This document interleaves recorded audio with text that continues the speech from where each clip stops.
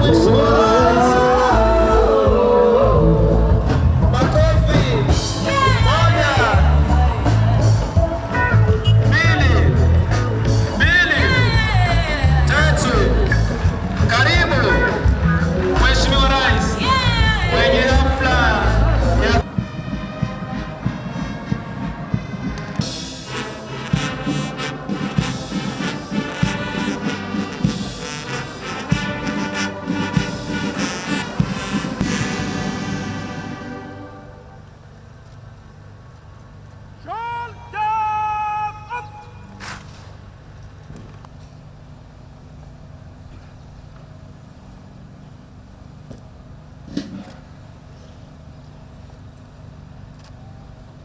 Asanteni. Kwa heshima tunaweza kuketi tafadhali. Mheshimiwa Rais.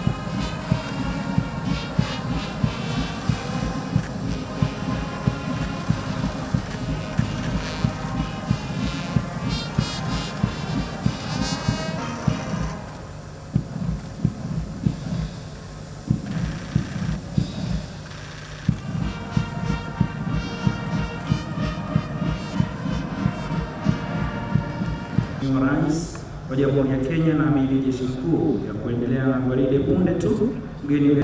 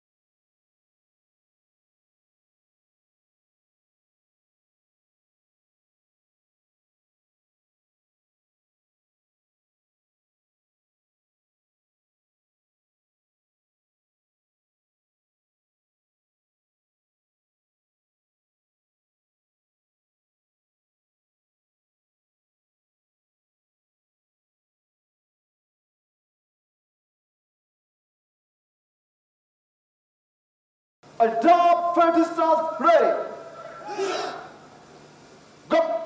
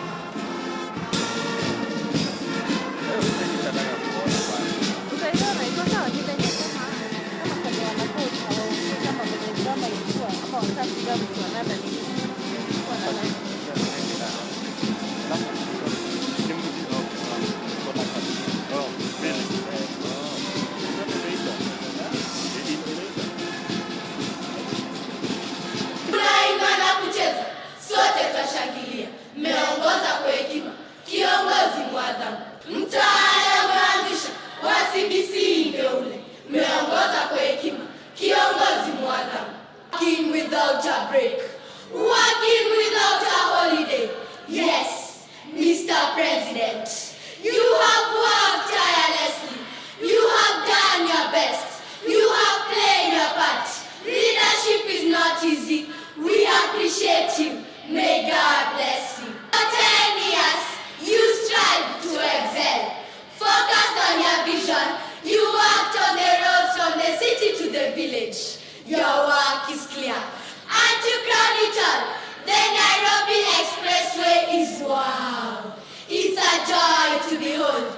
We are proud to be Kenyans. May God bless you.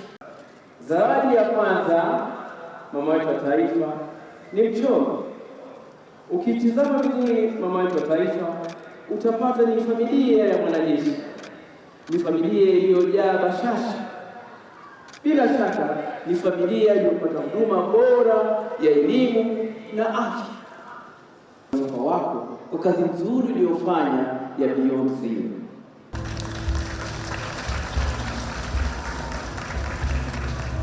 Muhimu sana katika kubeba amana zao.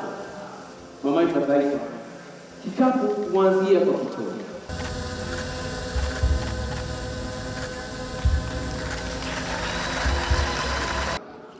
Kigoda hichi mama yetu wa taifa kinaashiria ukakamavu wa wanawake katika uongozi.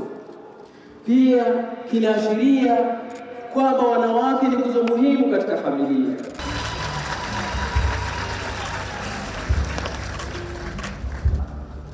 Kinadumisha mapambano na mataifa, kinaashiria upendo, neema, uzuri na haiba.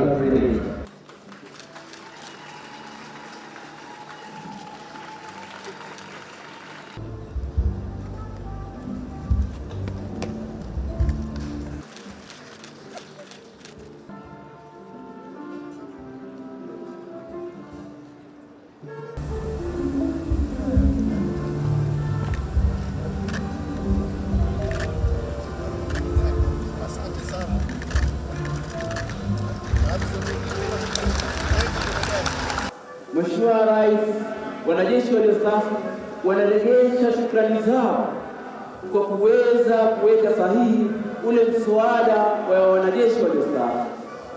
Kwa unyenyekevu tunakuomba utukubalie zawadi hii.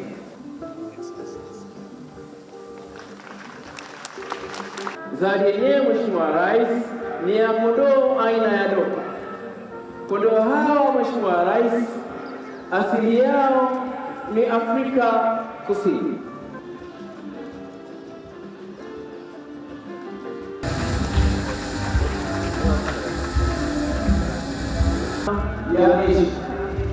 Ng'ombe hawa Mheshimiwa Rais, asili yao ni ya nchi ya Uskoti. Mheshimiwa Rais,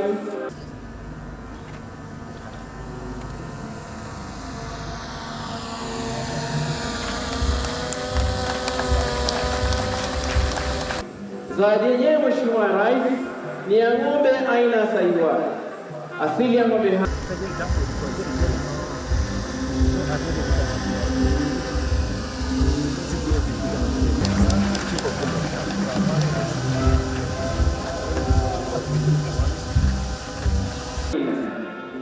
zawadi yenyewe Mheshimiwa Rais ni seti ya tezi wa bufu.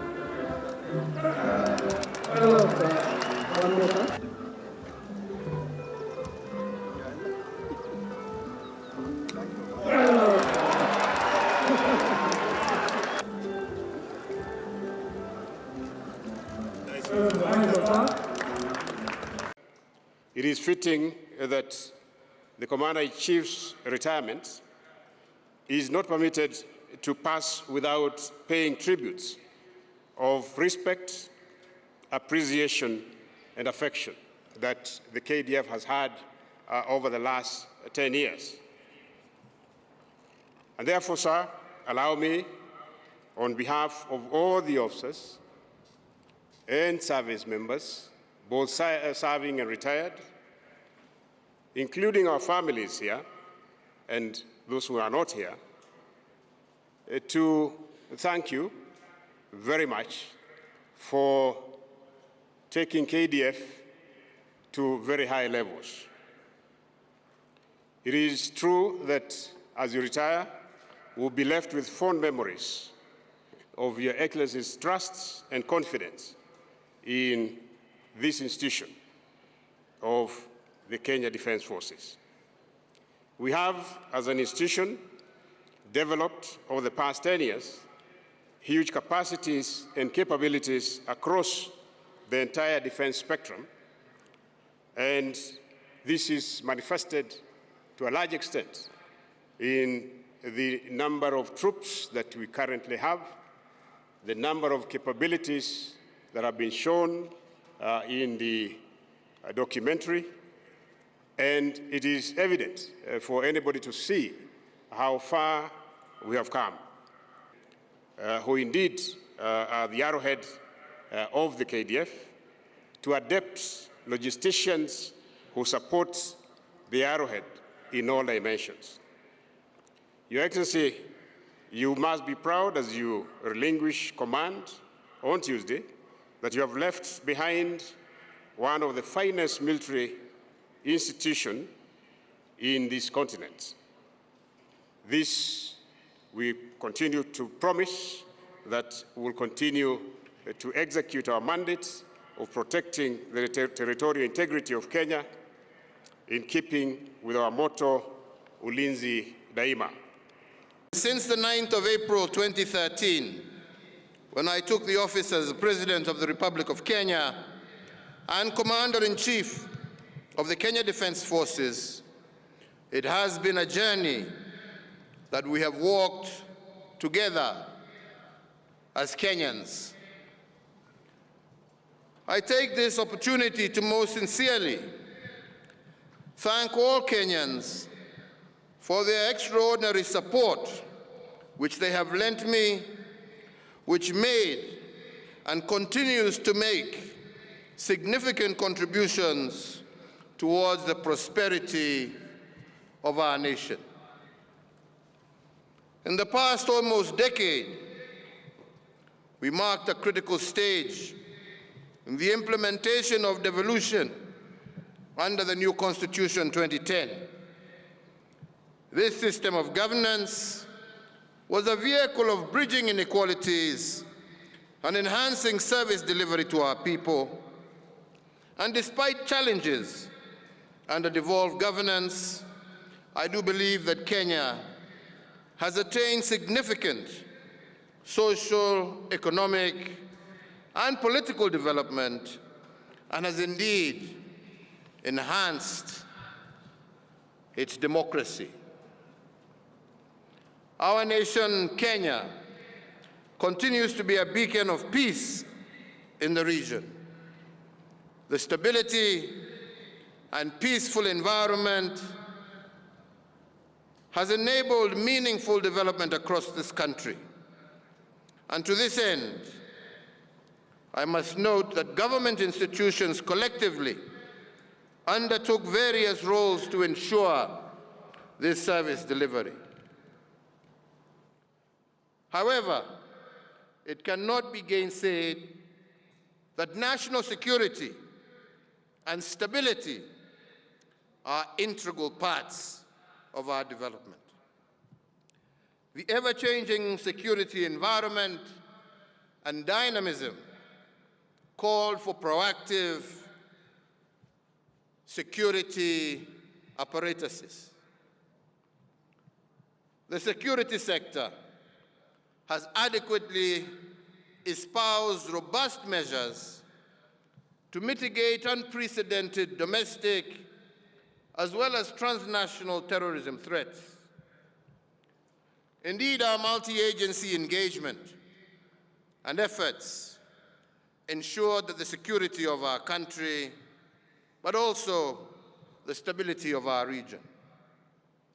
And indeed, the commitment of KDF and indeed all our security agencies to performing their duties within and beyond our borders has been priceless.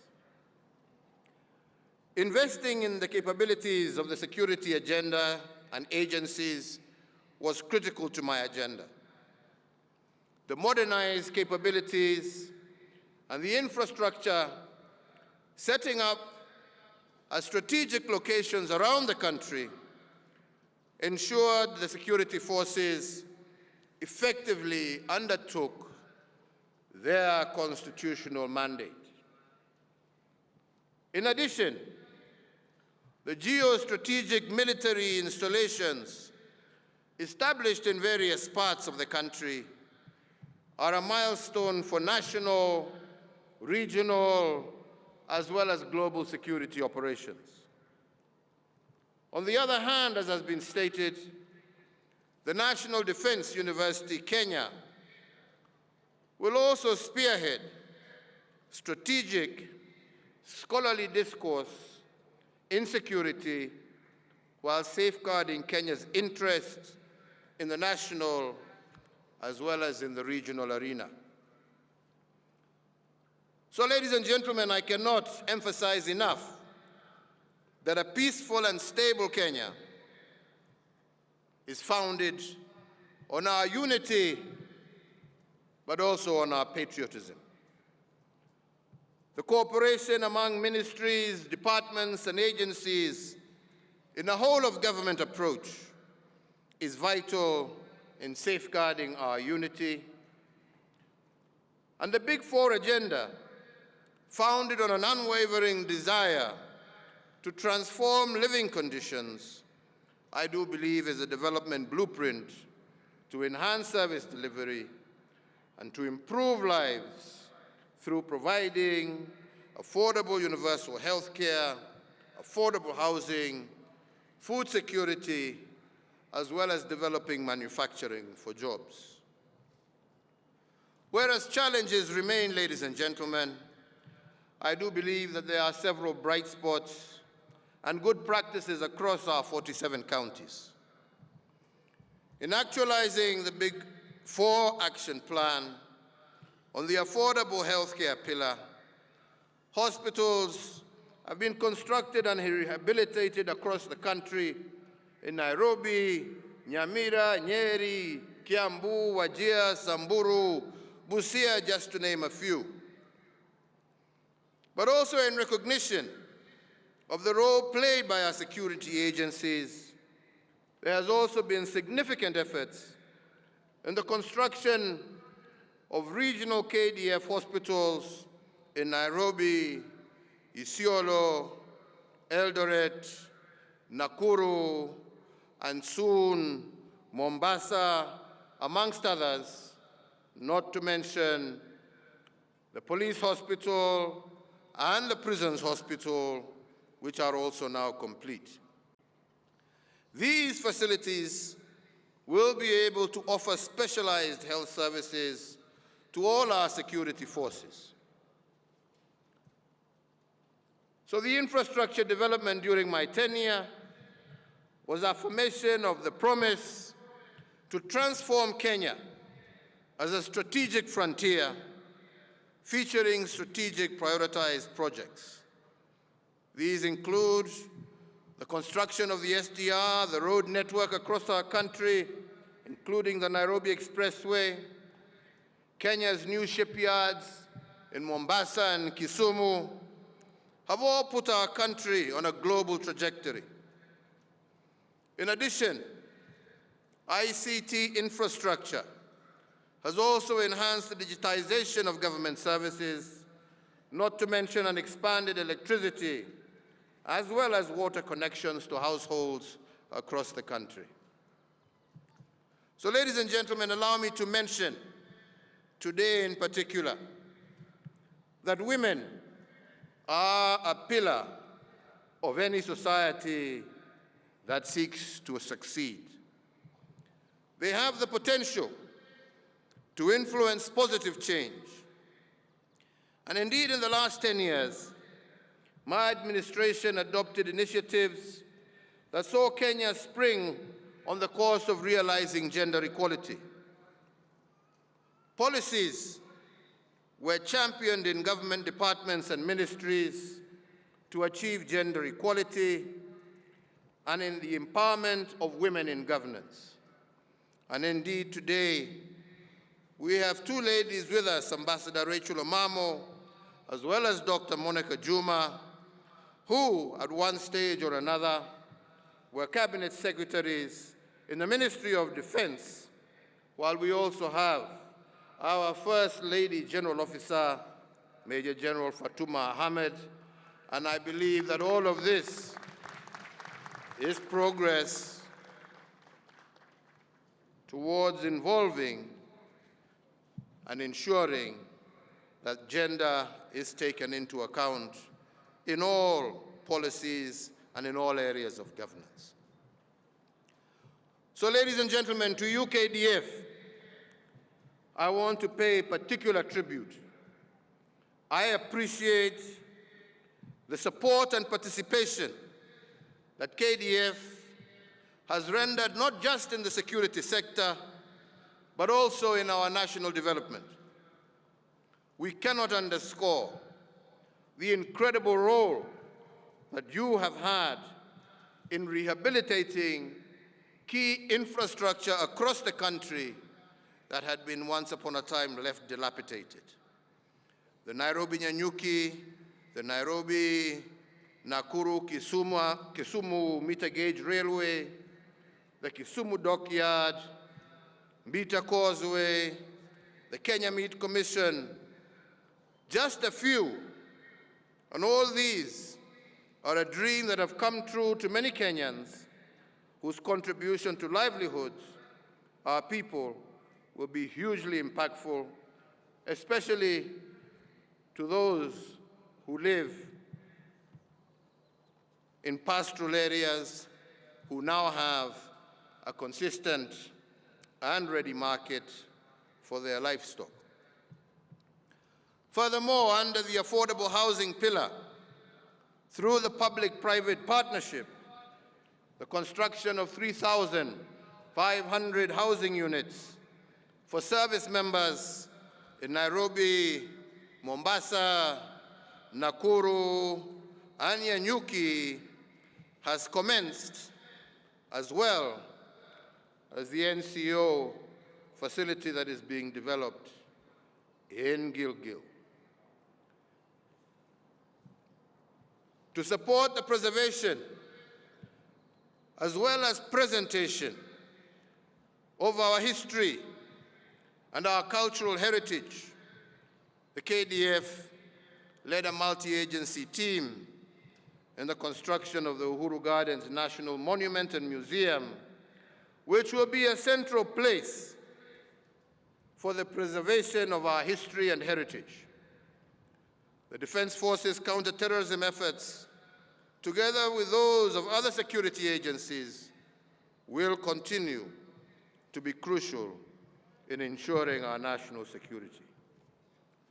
So I salute each and every one of you, ladies and gentlemen, for your commitment and dedication to duty, your selfless service to our country, and I ask that you remain steadfast and support the incoming administration, just like you have supported my administration and that of my predecessors. As we depend on God to protect our beloved country, we all look upon you to implement this prayer by defending our territorial integrity and sovereignty, and by always being mission ready. I want to thank everyone who has walked the journey of building our nation with me, and once again, in particular, the Kenya Defense Forces. KDF, oye!